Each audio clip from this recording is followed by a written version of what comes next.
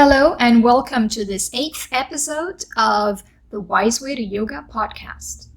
Do you have any joint problems or muscle tensions? If you do, you'll appreciate this episode where Cecile and I discuss what may be at the root of those discomforts. And this starts with identifying natural versus fake joints. Cecile is an Alexander Technique teacher, certified by the American Society of Teachers of the Alexander Technique. Cecile has been practicing in the Boston area for over 20 years.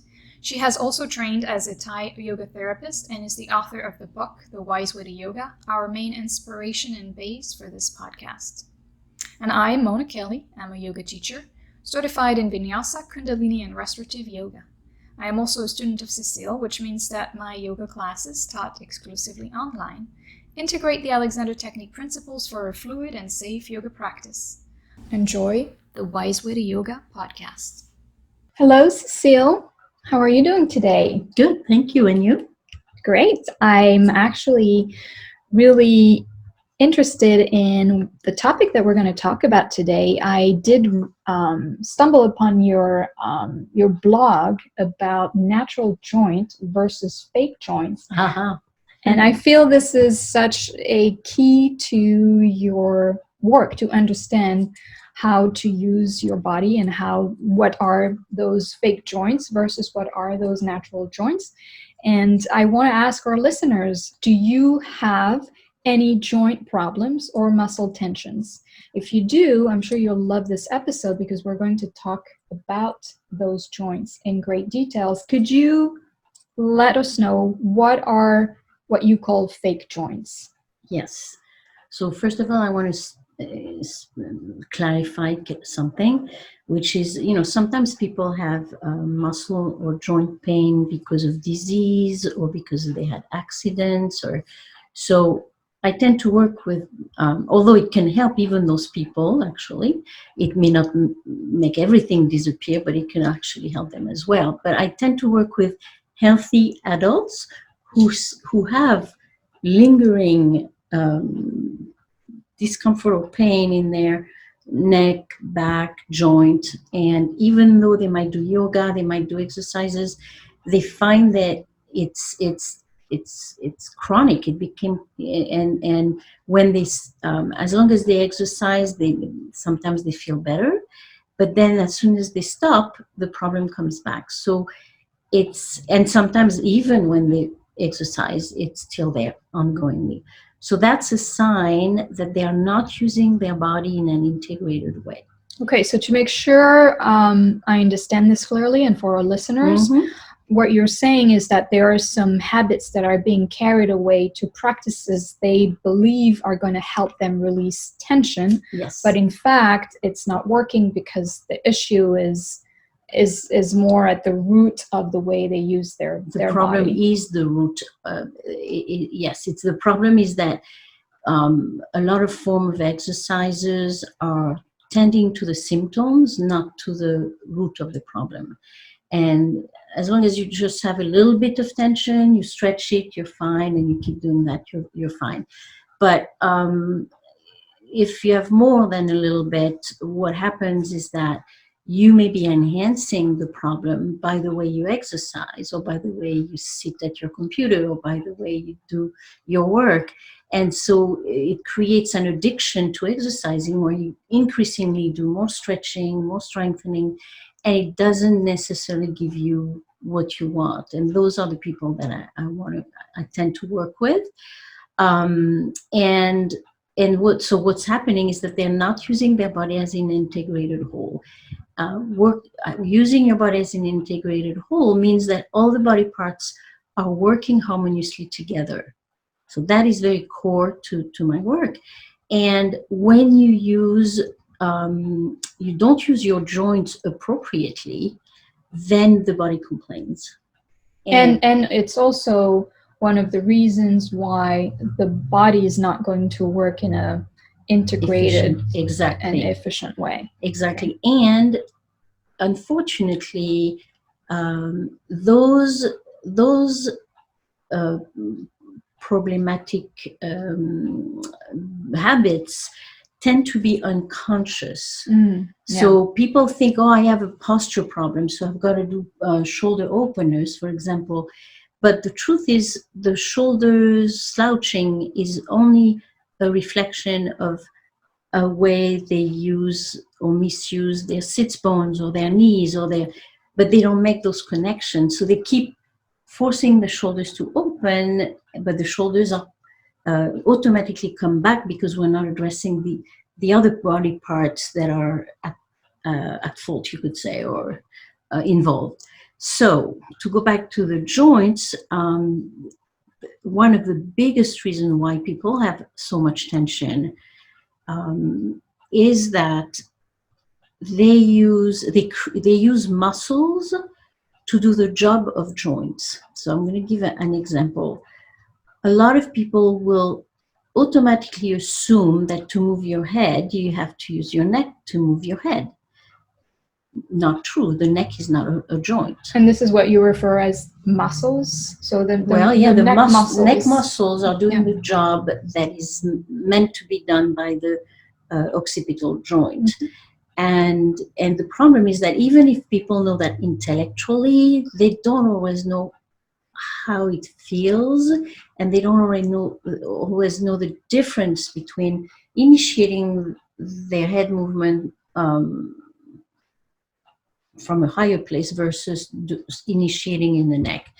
And it's the same with how they move their torso, for example. So a lot of people intellectually, they'll say, oh yeah, of course you're supposed to use your hip joint socket, although a lot of people may think hip bone, that's what I hear a lot. I hear a lot of bend from your hips. Exactly. But I hardly hear hip joint socket. Exactly. So that's a big misconception, and I can promise you, I've seen that over and over. When you think you're moving from your hip bone, you actually are moving from your mid back. So that is promoting what we call in Alexander misuse, and it's so prevalent that even in the fitness world, even in the yoga world, even in any field, really, it's become almost like a common to believe those widespread practices. So my work is to help people not only make those distinctions. There's mainly 5 big relationship in your body. There's the relationship of, so that's the other thing. Instead of thinking of the body being made of parts, and we've talked about that in other episodes, but I think of the body made of relationships. And there are some major relationships, like the head, neck, torso is a major relationship. The relationship of your arm to your torso, the relationship of your legs to your torso, the relationship of your upper body moving in relation to your lower body. And then you have, of course, the relationship of your leg joints and the relationship of your feet with the rest of your body. So that's why I designed a home study course, a solo course that helps people discover those unconscious habits related to those fake joints. And then I guide them to experiment and feel the difference between the natural joint and the fake joint. And by having clarity around that and literally moving, using your skeleton more than your muscles, people end up decreasing or eliminating lots of muscle and joint problems. Yeah. I really love this distinction of, instead of thinking of body parts, you're thinking of body connections or body relationships, sets of relationships. I think that's really important to the work that you do, and hopefully I'm sure that listeners will appreciate to understand this distinction. And when it comes to the joint, so you mentioned, so we talked about the fake joint. So I understand that you talked about one of the fake joint would be to use your neck muscles instead of the occipital point, which is the occipital occipital joint behind your head, right? It's kind of a 2/3 into your head. From your third eye, you could say, or the space between your the top of your ears too, if you draw a line through the back. Yeah, so it could be, some people say it would be if you had a rod going through your ears. Honestly, my experience, it's really, really more helpful to think higher, like higher on the back of your skull. So to move the head, you would think higher. Start the movement from there. So it's kind of like the equivalent of behind your, the opposite of your forehead, there. Understood. And so, the second one is instead of moving from the hips or the lower back when we bend, it would be to think of the hip joint sockets, right? So it's a little more complex than that. I think that when we lean forward to stand up, for example, geographically, we're actually moving from the sits bones because we can only move from where we're supported, and the hip joint socket are not supported. So we literally, geographically, are moving from the sits bones.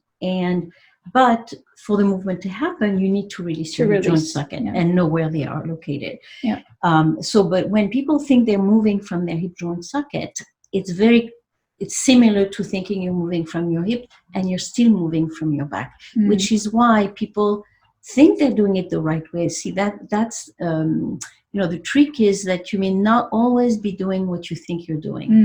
And that's another aspect of this work, which is to become aware of things that you are not aware of, and realize that your sensory perception has been, I don't know what word to use, but I'll give an example. Over time, when you get used to using your body a certain way, the habitual way feels more natural than the natural way. And so then it's hard to rely on your sensory appreciation, because then you if you only listen to it feels good, it must be good. No, because you might be listening to your habitual pattern, not to your whole body intelligence. And I've experienced that recently with you. We had this fun session on how to sit in the car to drive, right? Yeah. And it's true, it felt really strange for me at first, but it took me a while to now feel that the natural way is my natural way, is the way that feels good to me. At first it felt very different. Different. Exactly. Not comfortable. It took me a little while to adapt. Would you say that when you say not comfortable, do you mean it felt weird, it felt unusual? So in that way? More in that way. Not uncomfortable, like I had pain. Exactly. No, I wanted you to clarify. Yeah, absolutely. I would never ask somebody to do something that feels painful, because that's not the natural way. Is not painful. No, it's not. But it feels odd. It can feel odd. Not always, but it can feel odd if you're doing something in a way that you were so off track. Yeah, for many, many years. Yeah. So, but then it doesn't take forever to change those habits if you're motivated. Yeah. So I have another question about, you mentioned those habits are unconscious, which I totally get and understand. So, I mean, someone who's going to listen to us, or someone who's going to read your book about the topic or read your blogs, is that enough for people to start changing, or do they actually need hands-on, or do they need more visuals? What's your opinion on that? Yeah, the blogs, the book, they're wonderful to get you started thinking differently about movement. So that's definitely a first step that can be very beneficial. I've had feedback from people reading my blog and telling me that changed how they do their practice. So I know it can be very helpful. But even those people, it changed something in their practice, but it probably didn't change the way they use their body as a whole in every activity. And that's really more at the core of what I do. I can apply what I teach to anything, because it's foundational. You use your body in any situation, and the more you use your body in your work or in your special activity, the more you would benefit from this. And so the reason you need more than the book or blog is because of what we just explained. The habits are unconscious, and you don't even feel that you're doing them. You don't even know that you're doing them. So you need somebody else to give you feedback. And that's why, I mean, I work online and I work in person, so there's options there. But people always, I can make people feel the difference when I give them feedback, visual feedback at least. And you know, when possible, if I can use my hands, it's an added feature. But I can cover and help people change quite a bit, even with online sessions. That's good to know, because I think it's a good intermediate solution, because not everyone is able to come and see you and get your hands-on work, or another practitioner for that matter. So it's great to know that they can get that understanding and feedback on those unconscious habits with sessions online with you. Yeah, I have some private online, I have some group online, I have some different options. And it's also, so that's why I'm taking all of my personal and professional experience of 30 years to create 2 programs for people who, especially during this COVID session time, in any stress time, the nurses and working women who tend to be overwhelmed by the situation. I'm creating a program for them separately. So I have a program for nurses and a program for young mothers, and so we can, so I can help them. Not just use their body better, which already that in itself is going to help them a lot. But my work is definitely mind, body, and soul. Mind, body, and heart, mind, body, and spirit, whatever you want to call it. And so a lot of those young mothers absolutely need this to help them stay in the eye of the storm. When you have kids, and because you have I do. young one. Yeah. So sometimes it gets crazy, and women. And it's easy to forget at that point how to use our body. It's very easy. That's why I'm doing the program for young mothers a whole year, because I really want them to integrate and get the support and make it theirs. Because So well, like what we said, those are unconscious habits. So it takes time for those unconscious habits to become conscious, and then even then to be integrated so that it feels as a natural way of moving. For them. So the advantage of working in a program like this is actually discovering those unconscious habits can be very quick. Yes, because I agree. I'm the shortcut, right? Yeah. No, absolutely. So and integrating will be easier if you have support. As everybody knows, changing habits is one of the hardest things. So if you try to change habits with no support, you make it harder, and then it's so easy to give up.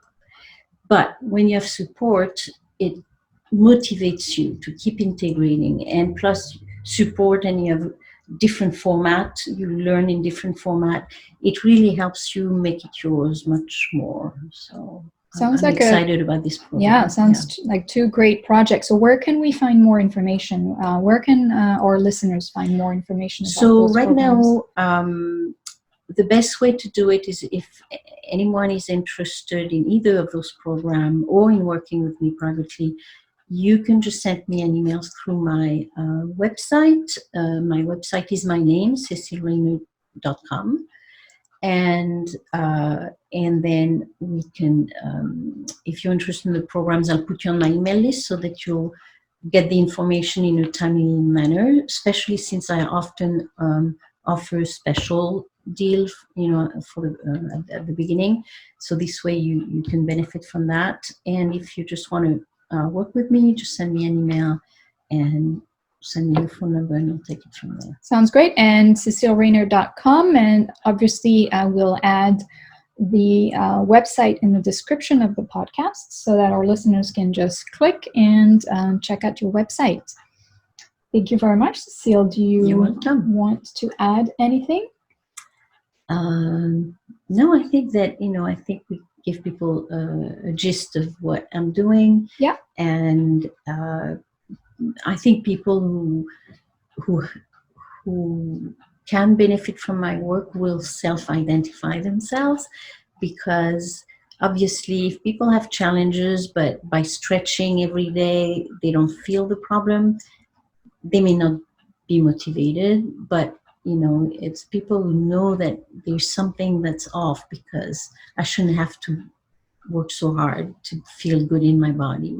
Yeah, and sometimes the more I work or Yes. I do yoga or any type of exercise, it doesn't help. So I think your work is really key in that sense, that it, like you said, it addresses the root of the problems and not so much the symptoms, because those are short-lived, but the root of the problem, once it's addressed, it can give really lifelong results. Benefits, yes. And for the parents, I want to add one more thing, which is, as we know, children learn from their parents, and they learn as much from what the parents say but they also learn from how the parents behave. Of course. Yeah. And so the more parents whose young children, integrate this kind of work, so they can be calmer even when there's challenges, and they don't feel stressed in their body so much, they're going to be a much better example for their children. So absolutely. It's a gift for themselves and for their children. Yeah. So.